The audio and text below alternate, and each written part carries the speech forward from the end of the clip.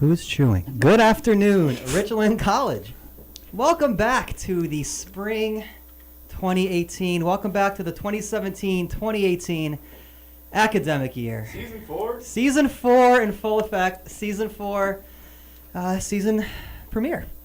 So, everybody, ladies and gentlemen, it is that time again. It's that time to get philosophical with your bad self. Am I right?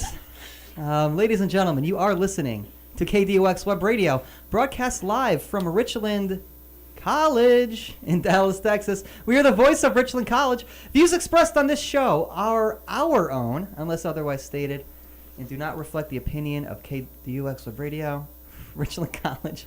Some things never change. Or the DCCCD. Thundercats ho! We are rolling with a thick flock of Thunderducks. Everybody, welcome back. How y'all been? I see some new faces. I see some old faces obstructed by machinery. Here we go. We're ready to take flight. Usually what we do here... Well, can I get a hello, everybody? Hi. Hi. Hey. Hello. Hello. Hello. That was Pretty really, weak. really uninspired. Yeah. Nowhere to go but up, folks.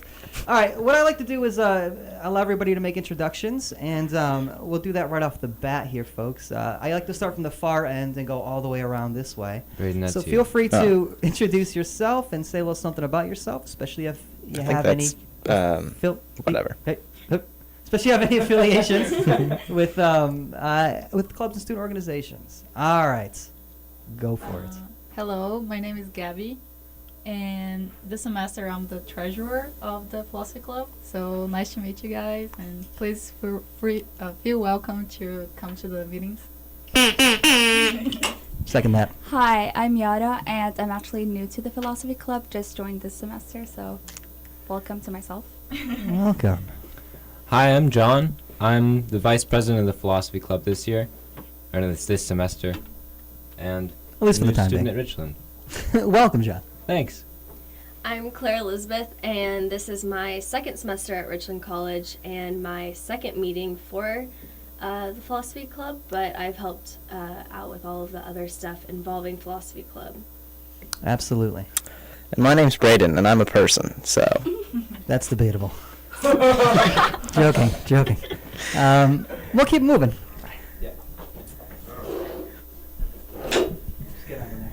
I'm Idris Elba, and I have resigned on my acting career, and I am now the humble janitor of Richland College, or any other institutions in DCCCD. I think I got the acronyms right. I think you did so. Awesome. It's right. I am Furman Lee. I'm just a local groupie. Welcome. Hi, I'm Kalen Scoggins. I'm an adjunct faculty here at Richland in the Social Sciences Department. I teach government, and today was actually my first time ever actually attending a philosophy club meeting, and my third official time on the radio show. Yeah, I think it's second official time, but third time, because we did lose one episode. Yeah, and so I think everybody other than me who matters and is important has introduced themselves. So we'll just keep it moving. Oh, wait, somebody snuck in. Who's that? My name is the Richland College Thunderduck. I'm the actual Thunderduck. I'm just... Mobius? Yeah, that's me. So I'm the most important person on this college campus right now. Thank you very much. Goodbye. The man on the poster. Thunderduck, yet a person. Interesting. All right, so guys... Find out new things. Here we are again. It's been a magical, I don't know, what is it, 5-6 weeks since we last recorded an episode. How was y'all's winter break, real quick? Okay, good. Aces. Did you guys have fun? I taught a wintermester class. It was a very thrilling experience. 3.5 hours a day, 5 days a week of unmediated philosophy during a time when everybody is contemplative because it's the winter and you turn inward. How about y'all? Anybody do anything fun, fascinating? I don't remember. I took a class. You don't look like interesting It was people, but maybe you are. Let me know. Yeah, I took a boring class for winter. What class? Don't say. I took. He did not take my philosophy class. He did not take my class. I'm kidding. I took a boring history class. Shout out to my teacher though. just in case you watch. That is the ex-president of the Philosophy Club. All right, guys. So today's topic, we'll get into it momentarily, but suffice it to say a couple of things first. First of all, we had this is week 3 of the semester. We're on the 3rd week already, which is hard to believe. Last week we had the Office of Student Life Club Fair, where a bunch of us got together and we pitched the Philosophy Club alongside with all of the other brother and sister clubs at Student Life, and it was a lot of fun. We had a big old party. I was elected king of the college. It was pretty awesome. As everybody here will let you know. Not all at once. You don't vote for kings. I'm looking at the monitor right now. Yeah, I was divinely appointed. It was actually demoted from emperor. I'm looking at the monitor right now, and everybody on this side of the studio is looking. They look like they're watching television. Everybody's like they're regarding a piece of art. Anyways, that was a lot of fun, and we got a lot of events coming up in store for the Philosophy Club. We already have our first collaborative event coming up with the. Oh boy, I should look at this first. The Intercultural Women's Society will be promoting their Love Day on Valentine's Day. I'll say more about that when more gets revealed to me. But yeah, we'll be participating in that. I think I'm just sharing this maybe just now with the officers. That's going to be fun, guys. Look how thrilled they are. You would think that I paid them to sit there, like they're stand-ins at like the Emmys when celebrities go to the bathroom. They don't want to have empty seats.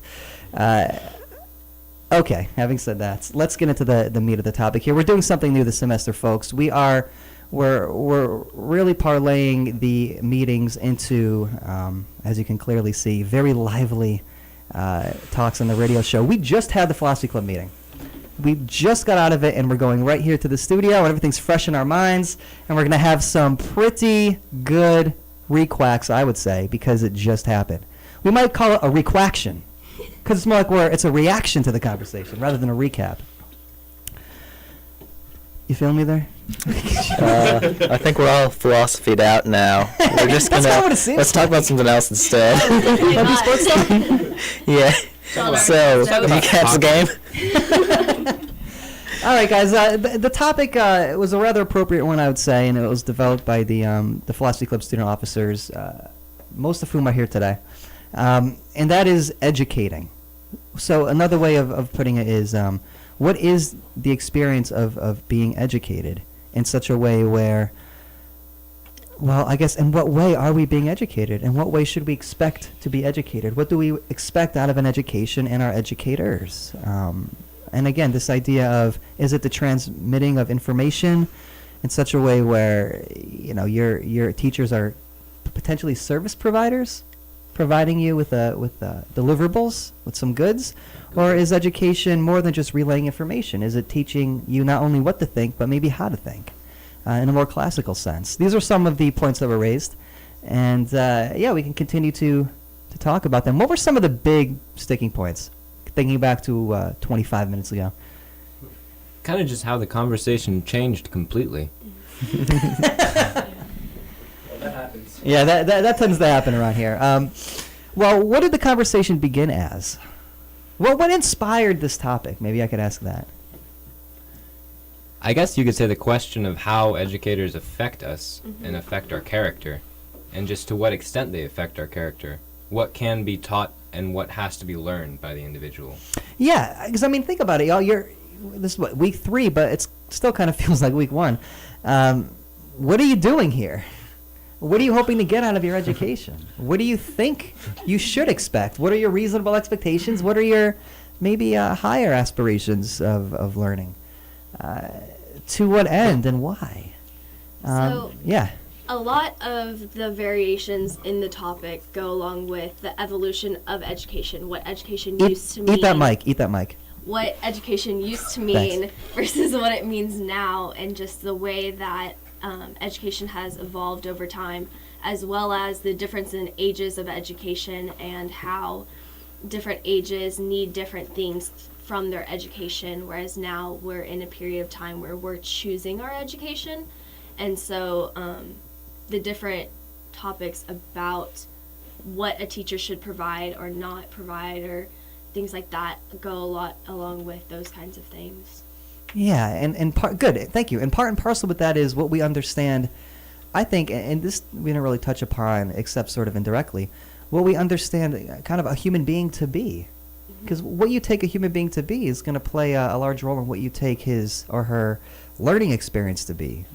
Again, this idea of what to rationally expect here versus maybe what you're accustomed to getting. Again, this question, and what we quoted Ruskin, this question of, is education still soul leading?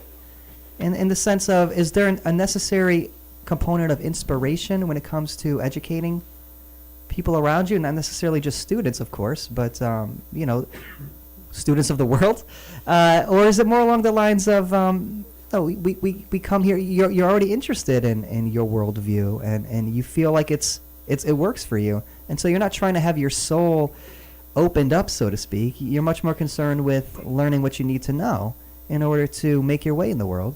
And perhaps that's not even a distinction. Perhaps those are one and the same. Who knows? Yeah, so what do we think here, folks? How many people here like being educated? It's all right. I think it's pretty cool, to be honest. Well, what's so cool about it? Besides your philosophy professor. That sums it up. That's it. I think the just growing with knowledge is just interesting. It's to be interested is enjoyable. I feel like that carries for a lot of humans. Yeah. Most humans, I guess. Yeah, okay, so again, it's being interested is a pleasant experience. Being curious is a pleasant experience. It seems as though, and somebody suggested as much, but I'll put it in one thinker's terms, Bernard Lonergan, we have a pure desire to know. This desire to want to know things and understand things, it seems perhaps innate. It's not something you're taught. But then again, on the other hand, I wonder if, in fact, that's not the case. Where you have to learn, maybe you're naturally curious, but you have to learn how to value that curiosity. That maybe you have to learn to value wanting to know. And wanting to know and learning for its own sake, as opposed to maybe necessary. Well, I guess that's a question. Is it knowledge for its own sake? Is it knowledge for the sake of application? Somebody once said, or chatted, that it's impossible, that knowledge without action is pointless. And I remember thinking to myself, wow, I've totally failed. No, I'm just joking. I remember thinking to myself, well, that's an interesting way to approach it. Or is knowledge not the be-all, end-all of education? Which is to say, it's less about knowing what to think and more about knowing how to think. And is that kind of lesson, is that something that requires a certain degree of inspiration, a certain degree of rhetorical ability to get people engaged and listening about things? Or do we just trust that their pure curiosity or their pure desire to know is enough to get them engaged? And I can tell you right now, it's not. A question that I had, I asked it in the meeting also.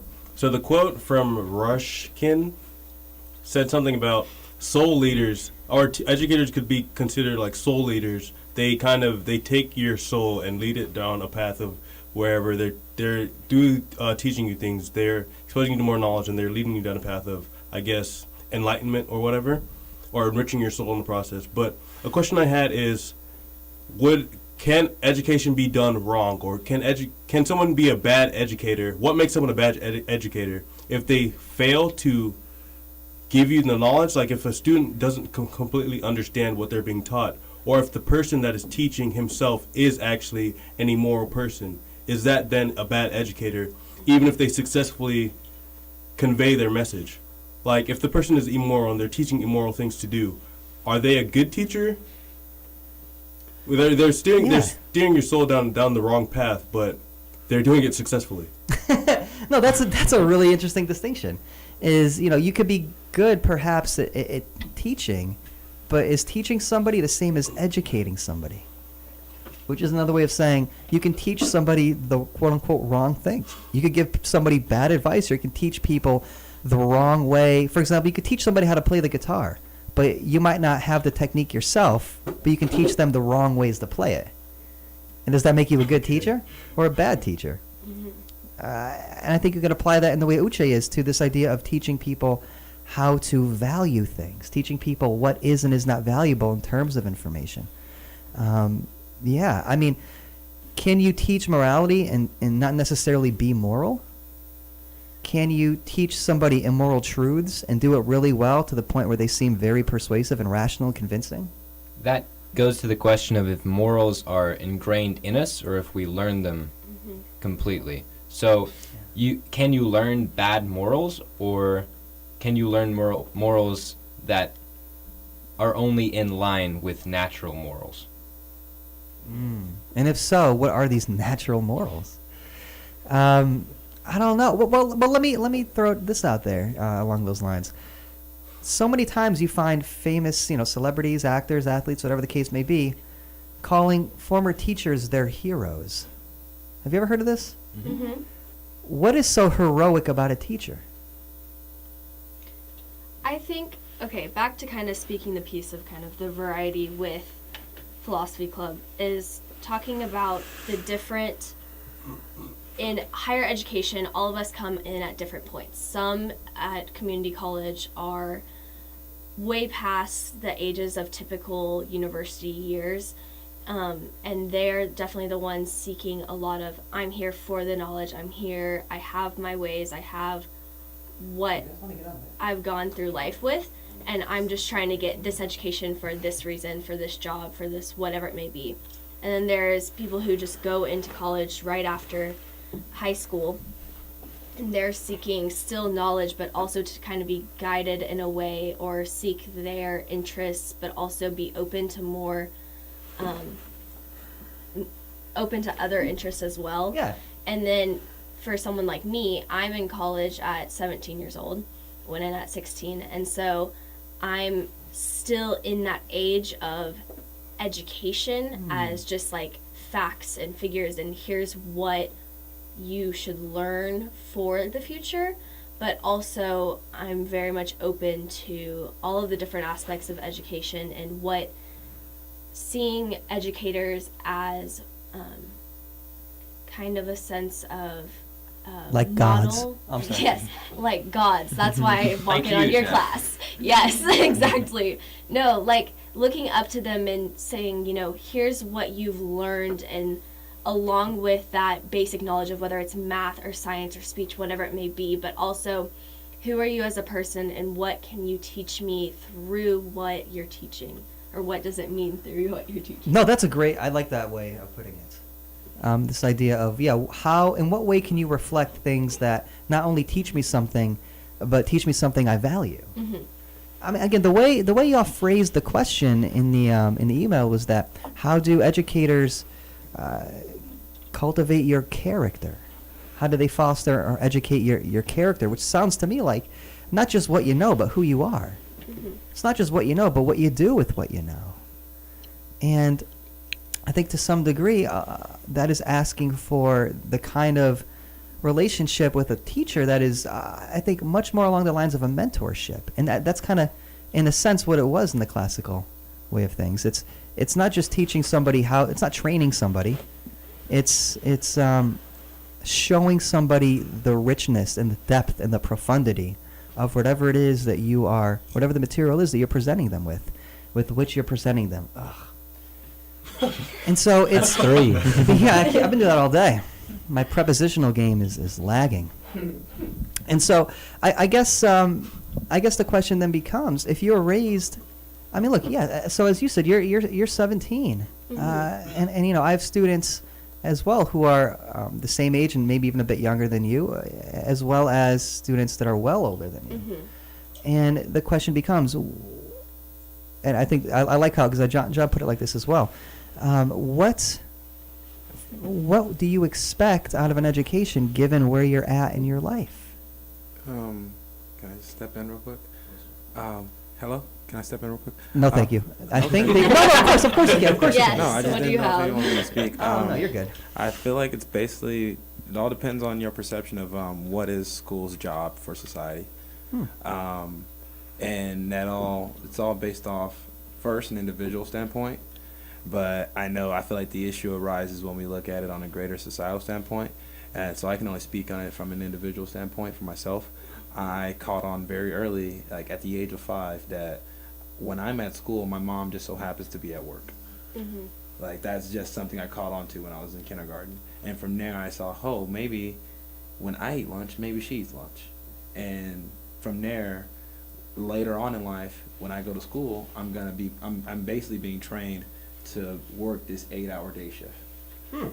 So like the way school now has been set up is totally rigged and messed up. But the way I see school in general is as a learning environment, not for kids to learn on an academic basis of math, science, and the basic forms of knowledge, but to learn how to socially interact with people, with their peers, as well. Yeah, like soft skills. Like soft Yeah. skills. These are small things that I feel like. So when you're asking what's the role of education, you have to ask what is the role of it all on a greater scale. And I feel like the issue is what we're asking is like the difference between education and learning. Is educating can just be, oh, I ran into a wall. All right, let me not walk that way anymore. But we keep pointing towards school and going towards school as our one defining symbol as an education system, when it was at one point, but over the years it's kind of been tampered with to where we're not really getting the full benefit of what we're supposed to get out of school. As she said, most people think that going to school is just learning facts and numbers. Like, I've had in my mind since I was 7 that I go to school to pick up on myself on a personal level, and also to gain a couple new things that I didn't know. Those new things I didn't know, if I don't learn them today, I'll learn them tomorrow. And if I don't learn tomorrow, I'll learn them next year. But the overall concept of school is for you to go there and grow each and every day to be a better you. Whether that is by gaining more facts or just learning how to interact with that one kid that you didn't have a nice conversation with at recess with the other day. So yeah. Yeah, and so it sounds like you're well put. It sounds like you're kind of calling for a sort of revival of a more classical, a more holistic approach to education, where it's an education of the soul, of the whole person, not just an education of maybe a specialization in a discipline or something. That's interesting. I think that calls into question again the responsibility that educators potentially have versus what their express written responsibilities are. So, I like your distinction between educating and learning. But I kind of think, if you walk into the wall and then you realize not to, I think that's learning.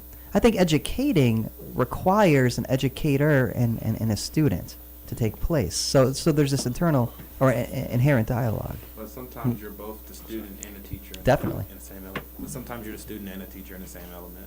That's fair. So, question that I had kind of based off of what he had to say was, if your learning and what you want out of college or elementary school, like he had explained, or even any period of time in education, if what you are going in for, is that the only thing that you can obtain? Because if you want it, that's what you're going to get out of it?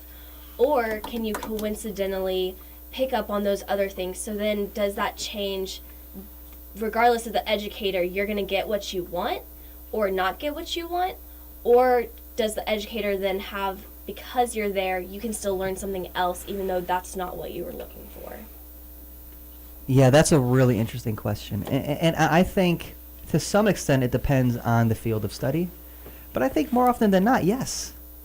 Again, you might have a certain general understanding of what you expect to learn. So you might say, like, okay, I'm taking a Roman history class. I expect to learn about Roman history. But what you might not expect to learn about is something like, how human beings dealt with ethical problems at that point in time. And so it's less about the events themselves and more about what the events signify and sort of why they happen. I think at that point it is kind of up to the professor or the instructor, because I've had courses where like it was an art course. I wasn't going to learn about life in an art course, but I learned about all kinds of things just because the instructor was very much a mentor to me. Mm-hmm. So just because I was signed up for art and expected art didn't mean that's all that I was going to get. That's where the instructor comes in. Yeah, good call. And I think a lot of people will look back upon their favorite classes and they'll say to themselves, it was such a great class in part because I just expected to learn this or that, and instead I got my horizon enriched. a more deepening of a perspective, a greater perspective on whatever the case may be it the material or be it something like life. I think you find that in where people don't expect to find it. And similarly, I think students can sometimes be disappointed by classes because they thought it was going to be something else. Not necessarily they thought they'd be learning something else, but they thought that there'd be a sense of appreciation and wonder and enthusiasm on the part of the educator over the material. And I think that when you talk about, again, fostering someone's character, again, this idea of inspiring as opposed to merely conveying information, I think that's where you begin to see it early on in the learning experience, is the student says, well, is my professor fired up about this stuff? Genuinely? The answer is yes, if you're in my class. Well, what I was going to say is, how much should we consider it the teacher's role to? Because we consider this. Usually, we don't consider it the teacher's role to educate people in this way, that they teach them how to behave. A hard role is in my society. preferred. This teacher's role is a hard role. Okay. What I meant is, but in certain cases, like in huh? Go ahead. Sorry. No, I'm listening. Okay. Dr. Fraser Crane, I'm listening. In certain professions, we do consider it the teacher's job to impart a sense of morality. Specifically, in any medical profession, we have Hippocratic Oath, and then just there are ethical standards for the behavior of doctors in relation to their patients, and there are ethical standards for like a psychologist. You have things such as teacher-patient and confidentiality. What am I saying? Now I'm talking about teachers again. Therapist-patient confidentiality. Oh, I hear what you're saying. All right. Yeah. Yeah, and so, but it's not as though those standards are arbitrary. They're kind of, they're rational standards. The Hippocratic Oath for doctors to uphold. Well, yeah, no, but my question, what I'm saying is, what it depends on. We seem to, in different professions, we seem to consider it important that people are taught how to behave ethically. Ah, yes. Whereas maybe not so much in other professions. Like we don't teach a lot of ethics to people who are studying to be engineers or something. Okay, yeah. No, that's that. fair. Although, you can consider that something that needs to be corrected, perhaps. But yeah, you're absolutely right. There are some programs where ethics is a required class and others where it's not. And you can sort of ask yourself, well, why is it required for this field of study and not for another one? I'd like to point out here Yeah, that please. I will have finished a PhD in political science without ever being required to take an ethics class. Yeah, isn't that interesting? I just figured That's while you're on okay. that topic, That's I figure wild, yeah. I'll point that out. Or a class in logic, for that matter. It's because Oh. political science doesn't have to do with logic or ethics. Yeah, you have to take 5 classes in rhetoric. No, that's not true. We love our politics. Going back to the thing about engineering, Yes.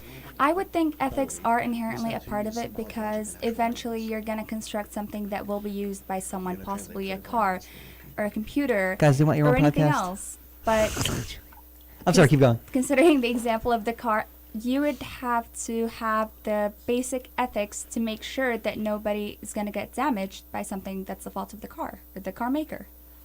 Mm. Yeah, there's again questions of liability and legality and where that comes into play.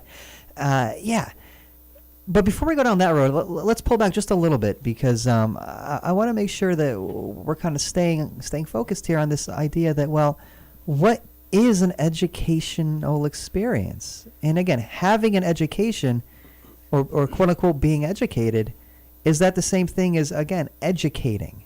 Can you educate yourself? And I think you alluded to this earlier, where you could be both a student and teacher to some degree.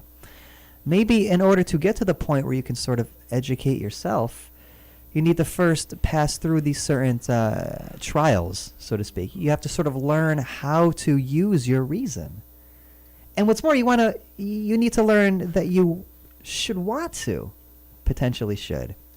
And so I think, from my perspective, it seems like it's very important for teachers to be able to convey an appreciation for the stuff, not simply the information it conveys, but why its significance. and why even on a personal level, it's satisfying to consider these kinds of things, for not only greater self-awareness, but for a greater understanding of why it's being talked about to begin with. And maybe, philosophy kind of has both, oddly enough, an inferiority and superiority complex, where philosophers like to think they're especially elitist, but it's also kind of like we always have to prove to everybody why we matter. So it's just a funny paradox. Well, we don't. Can we cut Mike 4? Nothing matters. Yes. I have something, just a question. Yeah, sure. So it has to do with learning, and I'm not sure if learning means the same thing wherever it's used. So like bumping into a wall, you bump into a wall and you don't want to go there again, maybe because it caused you pain. Sorry, can you hear me? Yeah. Much Okay, better. Cool. That's better. Eat that So mic, yeah. so you do something that's painful and you learn not to do that because that will cause you pain later on. Is there always an element of pain in learning, or something that you don't want in learning? Or is there That's a good question. can there be learning that is purely positive? Yeah, this idea that learning as an experience is not only uniquely human and essentially human, but always enjoyable. I don't know. What about that expression that you can't handle the truth, that the truth hurts? I think Yeah. they're definitely okay. Back to the whole thing on inspiration versus education, and education being like the facts, the basics of it, Education, ooch. and inspiration being like your desire for what you're learning and your desire for that subject or that knowledge or whatever your end goal is. I think that has to do a lot with the pain of it, because when we struggle through basic classes, a lot of the times students go and they say, oh, well, I didn't do good in that because it wasn't, a class that I wanted to take. It's a required course or something like that. So it's the Interesting. pain of the requirement. But with something Yeah. that you're inspired to do, Jesus. something that you're inspired to do, if you're taking that art course or if you're taking, something for engineering or whatever, at some point, even for an artist, you're gonna hit a point of pain. Not necessarily like physical pain, but it's that pain of, hey, you need to fix this, or this in your art isn't good enough, or it's not, you're still overcoming obstacles, whether it's physical pain, emotional, kind of this learning experience. You have to fall down in order to learn to get back up. And so I think a lot of learning can come from pain, even if it's not painful. There has to be some kind of low in order to go higher. So the pain can be internal, it doesn't have to be external. Yes, exactly. I think a key thing to learning is like there's gonna be obstacles during the path, but I think the students need to like distinguish between, oh, this is an obstacle, but it's important for me to overcome this, so it's a positive obstacle in order to learn something. Exactly. I was gonna go back to what John said about, can there be was it a positive way? Like you don't need to Yes. have pain. to learn? Is There's- pain necessary for a learning experience? Does there have to be something negative to avoid next time for you to be able to learn? Well, I say you gain a sense of like experience through pain, but sometimes you can learn some things just without pain, because what you learn is in itself necessary sometimes for you. Like you're inspired by it, or maybe in itself is in harmony with your ambition and what you want to be in life. I don't think you have to necessarily feel pain all the time. It does help. I do believe that for sure. And in most cases, that's probably how it is. But you can, there's evidence to say that people learn things because they wanted to. Like they see it and they want to apply it in life someday. So then another side of that is in a course where a student doesn't have to read the book, going back to actual education, being in college, not having to read the book, not having to study or do anything like that, and you're making 100% on absolutely everything. There's never a single percentage of a letdown Humble brag. in your education. That's not me, I'm just saying. In something like that, where you're flying through this course, are you really learning? And so then I think a lot of that gets applied to different kinds of learners. An argument to that is different kinds of learners. Some people just have to sit in the class and absorb it, and then they get it. And so that can be learning, but for students who aren't oral learners or they aren't visual learners or anything like that, are you truly learning if you're just flying by without having to do a single thing in that course? I think I that's see what you mean. the necessary pain. I think that's you have to know what you're doing wrong. Maybe like with math or something, you do it wrong a few times and then you're disappointed because you've done it wrong. That's the pain. Or maybe you're preparing to avoid pain in the future by learning ahead of time. And that way the pain is there in the future, but You avert it. yeah, you avert it, and that's a way of averting pain, just like you would not running into the door. But do you expect the pain in the future if you haven't experienced it in any way prior? Good question. I think No door. I think that pain could have been the wrong word to use in the situation, just because it's kind of taken too literally. Yeah. I think that a good word would be like a negative outcome, or that's Letdown? that's at least what I interpreted it as. Like, I kind of interpreted your question I'm gonna as eclipse you like the sun. You ready? does a negative I didn't even hear what you said, but whatever. No. Does Cut it with the jokes, Jeff. Okay, so I interpreted your question as does learning require some type of negative outcome to encourage a person to kind of like better themselves in the situation, where even if it's like, and how I kind of took it was like a person walking into a wall, they hit the wall, it hurts them, they know not to walk into the wall anymore. Person puts their hand on the stove burns them, etc., etc. They know not to put their hands on the stove anymore, and that's the negative outcome, that's the negative influence, and I think that it kind of is essential to a learning process, whether it be like if you're introduced to new knowledge and you feel like you want to learn this knowledge, you feel figurative pain because you're lacking what you want. There's a desire. You're deficient. I think the word pain kind of gives the connotation as there has to be some kind of cut on you, kind of abrasion where you're feeling physically hurt. But the desire is essentially hunger, and hunger means that you have something empty that you need to fill. You are unfulfilled, and that is a negative outcome. So I think that the negative outcome is kind of needed to push a person to want to learn something external. So, Yeah, well, just real quick, because I think that's true, Chib. I can't help but imagine some tiny child touching the stove and getting the hand burnt and going, "Daddy, it burns," and then Daddy goes, "Embrace the pain; it's essential." You know what I mean? Like, so I think that's helpful. But yeah, I'm sorry, Keelan. No, I was just wanting to kind of hone in on the fact that the examples used so far for learning have all been basic kind of, I don't know, stimulus response situations or associations, the kind of learning that animals or lab rats do. Whereas earlier in the discussion, even at the start of the radio show, we were speaking of education as specifically learning to be human in a particular sense. So is there some kind of learning that is unique and proper to humans as such that animals would not be able to do in that same kind of, or purely on the basis of a stimulus response pain avoidance situation?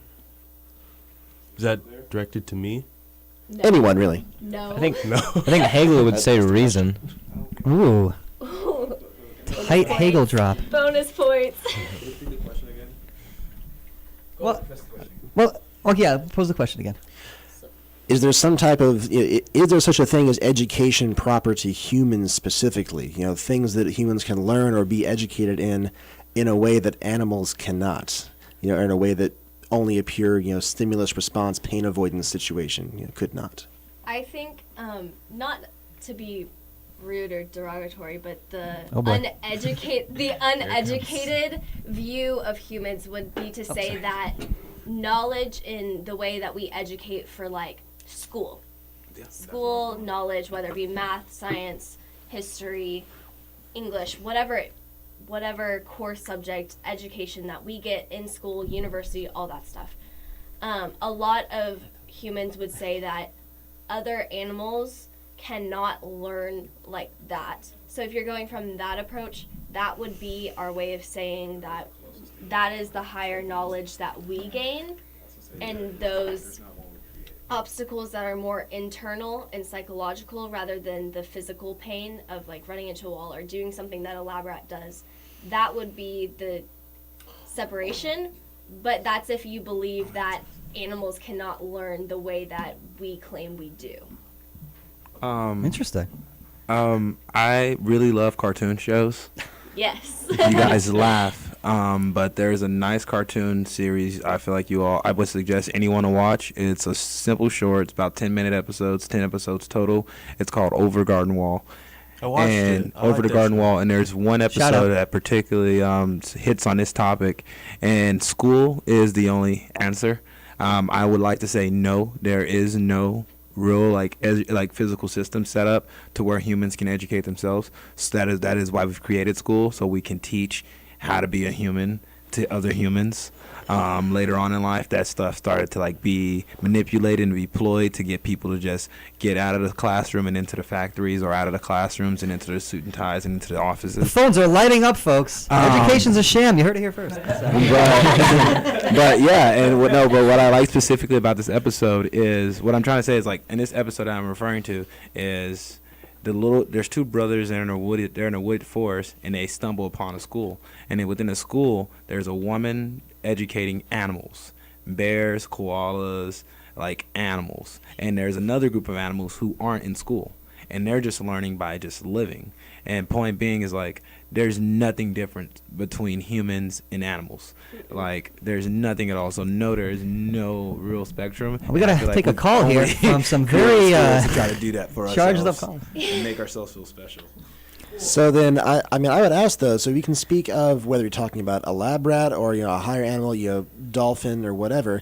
You can say that an animal is very smart, clever, has learned a lot from experience. Would you ever really call one educated? My porpoise is educated. So What would it what be to Jeff educate? said, Jeff's purpose. what Jeff said earlier is that in order to be educated, you must then have an educator. Sing it. And so in the instance of dolphins or species that we believe to be better at being educated in the future, or have Sea shown nymphs, unicorns. have shown signs now of future education, they would have to then have an educator, which would be humans. We can relay the information that we have been educated on to other species in a way that is communicated to them between us, but we're still being educated on how to educate them. Question. Who deemed us the superintendents of knowledge and education as the human Well, species? well, not us, but me. particularly. Ourselves. I have an example of an So who's to say educated that the animal. to just go back to another question that was out there Is it earlier. the, So who's to say that the education that we throw upon other animals is even the right education, or even if we're teaching them or educating them right or wrong? Yeah, let me chime in real quick. We got about 5 minutes, y'all. And to your question, I think it would be whether or not what we're teaching them accords with what they are by nature. Are you leaving? See you later, Claire. Yeah. Anyways, yeah, I think that was nice. She made her point and then just left before any sort of counterpoint.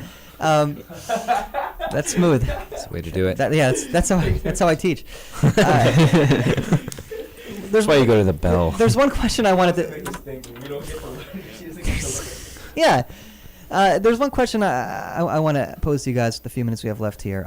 And again, when we talk about educating, you can't help but talk about educators. And I wonder, and look, your points are good. As much as I'm kind of joking, I think you're making some very strong points.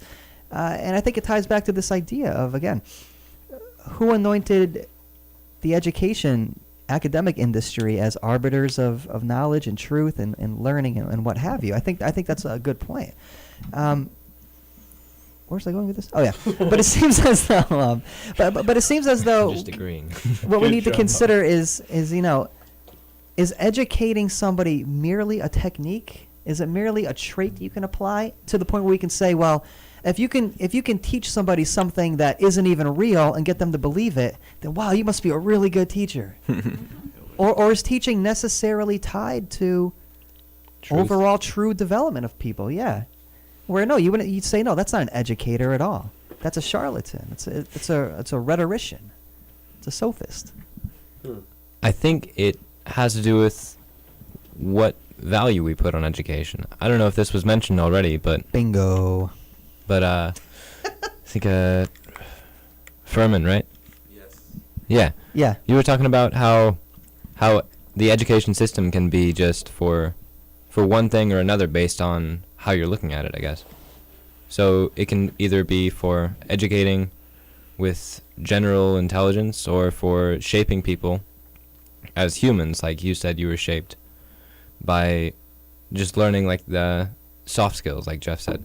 So I think if you treat education as a means for being able to have a good job that will give you enough money or give you more than enough money, then the education system, a teacher is someone who shows you the skills you need for that. Or you could have an education system that goes purely for truth, and then an educator would be someone who teaches strictly for the truth. Yeah, I think that's a great way to think of it. What is, though, then truth? And how does this, again, relate to this idea of cultivating character in somebody? Well, sort of what I was trying to get to earlier with the ethics is there's sort of a question of, is it ethical for us to try to impart essentially our values on Hashtag Thunder Values. or is it okay for educators to try to impart their values on the children they may be educating or students, right? So, Yes. That's a great question. And here's the thing. We have no time to talk about it. Yeah. But suffice it to say, yeah, that's a real question because, again, it's not indoctrination, it's education. It's the liberating of ignorance in order to become an independent thinker. And so, but that becomes tricky when you're in classes that teach about value. So you're supposed to teach, educators are supposed to teach, and rightfully so, I think, teach about different ways of valuing things and different value systems throughout, again, the intellectual development, humanities, that is. And yet, in order to do that, one has to remain impartial while also inspiring thought. And so you have to become passionate and impartial simultaneously as a way to instruct students on how to go about thinking about why things are the way they are, not necessarily what they are or that they are. And what's more, not only why things are the way they are, but what that means to you, why you should care, why you should give a thunder duck. I think that the education system, Thank you. I know I have no time, but I don't know if I'll ever get to say this. So I think the education system is not ideal because really it falls into the fallacy of completely, well, most times than not, at least in my experience, just stripping the entire experience of value and emotion and meaning. Because I think more than anything, it's based on memorization, not actual learning. And there's only so much you can memorize before you have to forget it to make space for new memorization. Okay, I get it. I'll lessen the reading assignments. All right, well, guys, we got to go. We're about a minute and a half out. I'm going to give everybody a chance to say their goodbyes and make any plugs they might have to make or want to make. This was a really great conversation, y'all. I think it's always helpful to think about what education is when you're beginning the semester because it kind of allows you to consider what you hope to get out of it. And more importantly, which we didn't really get to, sadly, is the role of the student in affecting his or her education. So it's kind of like you talk about character. A certain kind of student or a person with a certain kind of character might take to learning more than others. Did you break Mike 5? Mine broke too. It's just a matter of. It's just we got to screw in, so.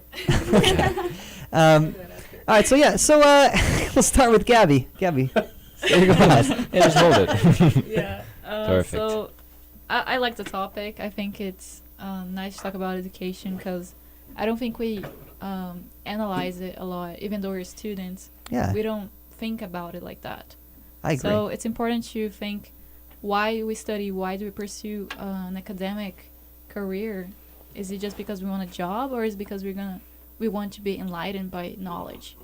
So Yeah. I think that's nice to think about. I think so too, and it could be both. It Yeah. need not be one or the other. Yeah. Good. Hopefully, I'm not the only one who has the thoughts about education. If you agree, congrats. That was it. Okay. I've got my own. Thanks. I kind of just have one more thought that I want to talk about, which is kind of like epistemology of learning. Do we learn to learn? Like, where do we get the skills to Yeah. learn? Probably Do we learn. have to learn it from something else? That's Probably just. learn because you think it's gonna give you something good. So that's the baseline. I think so. But who taught you to value that? Well, to avoid Oh, and to avoid harm. But again, why is that something worth avoiding? To get to your point, John and Ucha, I think. Oh boy, studio's falling apart. I think human beings naturally seek to adapt to their environments, and so they have this predisposition or inclination towards learning, a desire to know. But it's valuing the knowing. It's valuing that desire. It's less about trying to reach an end goal, namely knowledge or wisdom, and more so about enjoying the journey of being educated, of constantly seeking out additional education. I think it's I think it's along those lines. So we know how to learn, or we know that we learn, and then we learn how to learn from those who have learned how to learn. Totally. Those educators. Say that one more time. I don't remember what I said. Dang it. You can't Me learn neither. to learn in That was a absolute blackout. sense. I'm gonna say this at the end because we don't have enough time to be refuted. But based off like directly commenting on the topic, which was educators, what are educators' roles on influencing our character? I would think that if you look at educators from a broader standpoint of just teachers and actually just people that you watch and learn from, Yes. that can be something like your parents, your Role friends, models. et cetera, et cetera, et cetera. It doesn't even have to be role models. Even like legit anybody you meet can educate you on something. Or I think anybody you meet educates you on something. Like legit, they have the potential to, and just watching them either confirm some beliefs or refute some beliefs. So everyone you meet in your entire life educates you on something, especially when you're in a young age and you're very impressionable. So I'd say that the role that educators, if you look at it on this broad standpoint, the role that these people that you watch, the role that they play in developing your character, I think that they play a bigger part in developing your character than you do yourself. I think that your environment shapes you more than you shape you. And it's kind of like you are a car and the environment is the driver. But you think that because you're the car that you're moving yourself, but not really. It's just the environment pushing you along these different paths. If that makes any sense. And it wasn't that much thought out. I just kind of made some stuff We're out of up. Yeah, but the end, yeah. That's okay. Just blame your environment. Where'd that come Was from? that Mandy's duck call? Yeah, do we pick that up on the audio? I want that. I want to drop that anytime I Who was feel like it. That was you, Mobius, right? Go for a break. No, I'm not gonna. We're out of time. So responsible. This'll. What a cop out. Yeah. Well, I was gonna say we are. No, it's okay. It's okay. You don't have to say. Yeah. Pretend like you have something to say. Like in the analogy of the car, we do also have our own motor. It's we're not. we don't have that much we're- time. We can't talk about that. Unless you agree with me, you can't talk. Okay. The student becomes the teacher. I'll argue with Uche later. It's kind of like, and then life is like the motor oil, and then but the brake pads are kind of like your grandparents. All right, keep going down the introduction. Man, do you have anything you want to close off with? I gotta read the disclaimer, so I'll go last. But yeah, you three I guys. should have stuck with and say nothing. Oh, man. Y'all are a hoot, man. Whack. Idris Elba has learned a lot today. I really do think so. But the one question I've been honestly having the whole time was, I know there are people, learned men and women, and they may be professionals in their field, but sometimes, you know. I'm sorry, keep Go ahead. What I was saying was that sometimes, you know, I feel like people should strive to only learn what they're for sure going to apply in life. You know, sometimes, you know, it seems like they're gonna waste their time. You know, me seriously wanting to be a doctor. I don't think that I have to give a thunderduck about Texas history. I really don't. Texas history, I really don't. To me, that only gives me, that's only meant for installing a sense of patriotism, you know what I mean? But I'm trying to be a doctor to heal. But sometimes, you know, what is learned may not necessarily be what I apply in life. And sometimes people can consider that a waste of time. I understand that. But, you know, I think education and educators have, you know, they're, in essence, they're in true significance, they're meant to teach us not also what to think and how to think, but how to, they inspire us, and they should give us the want to educate ourselves from then on that point. But, yeah. But I was gonna say, the question I have there is, how do you know? Did you say bye? Yeah, right. You said bye. Go ahead. But- I'm joking. Okay. The question I have there is, how do you know what is going to be useful to you as a doctor if you haven't yet taken those classes? You might think you don't need ethics, but people do need to understand the boundaries of what a doctor has the right to do to their patient. Very true, very true. And But that also- was what I would consider a necessary requirement to learn. Yeah, but also Texas history for why. in another meeting we had about meaning of life, a lot of people said that their meaning was knowledge. So it doesn't mean they're gonna use or apply that knowledge, but they like to have it, you know. Like, where am I going to use existentialism? It's fun to learn, but every it's not minute of applicable. every day. You're always in the existential. Yeah, and no, that's true. I mean, you could just like learning. I mean, I know a lot about baseball statistics. I'm not ever going to apply that anywhere other than winning my fantasy baseball league, which is the most exciting thing going on. Okay, I'm sorry. So we got a couple more, then we got to get out of here. I just wanted to say, You're welcome. Totally do not agree with that final statement that you just made. We can have a conversation about that later. But education is important, regardless of the education, whether it's formal or informal. Learn the value of education. Put a dollar sign to it. That being said, teachers should be paid higher. Yeah, that's all I have to say. Except if you teach, what is it, Texas history? That's lame. Joke. Speaking as a Texas government professor. Sign up for my 2306 class.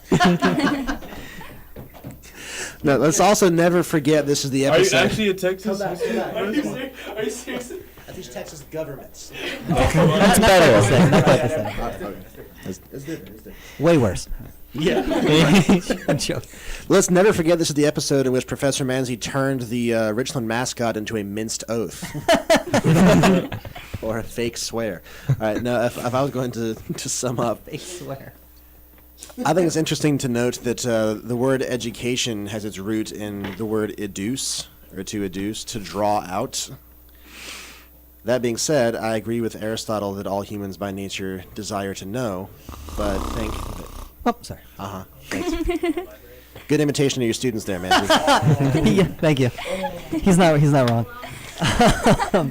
All humans desire to know, but Listen. that by nature desire can be interfered with. Yeah. And so it's the educator's job to educe, or to draw out that agree natural with desire that may be frustrated in some cases. I think that's a very awesome point. And I'll just say this, here at the Philosophy Club Radio Hour, we turn thunder ducks into foie gras. Foie gras. Foie gras. Can we cut that part out? Nope. All right, guys. Hilarious.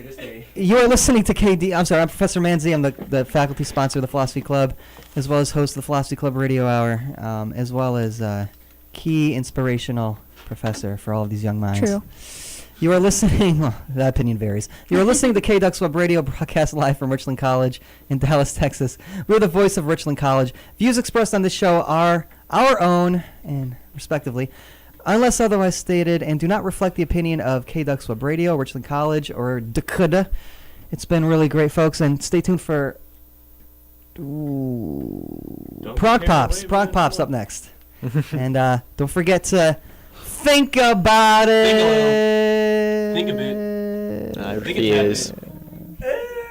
Work on that. All right.